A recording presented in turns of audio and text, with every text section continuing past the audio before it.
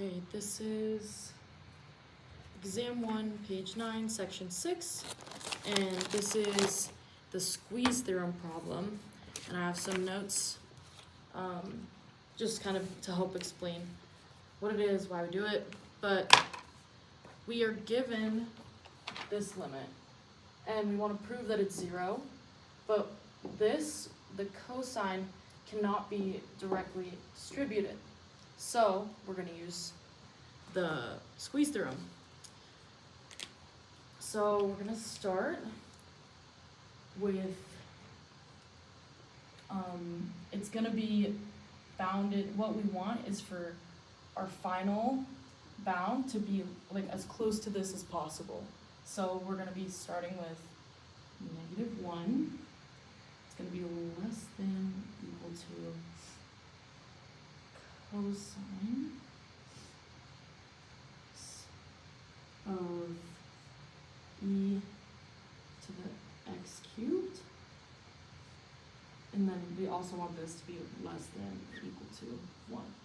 So this is going to be oscillating between -1 and all real numbers, or 1, and then after this we have this, so we're going to include this back into our equation. So we're going to have the negative square root of x is less than or equal to the square root of x of cosine x cubed.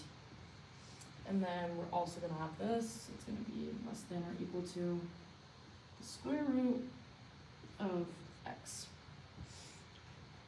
Now, what we're missing is the limit. So again, we're trying to get it as similar as possible to be able to prove that it's bound between two zeros, because ultimately that is the goal of the squeeze theorem.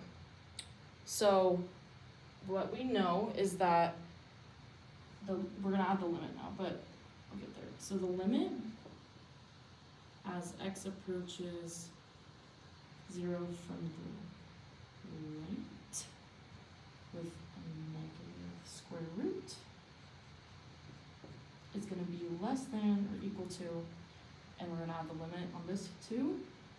Limit as x approaches 0 from the right is going to be square root of x, cosine, and then e x cubed.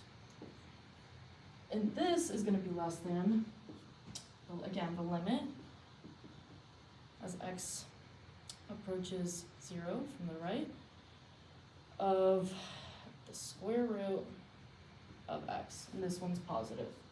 Now, we're going to have some critical thinking.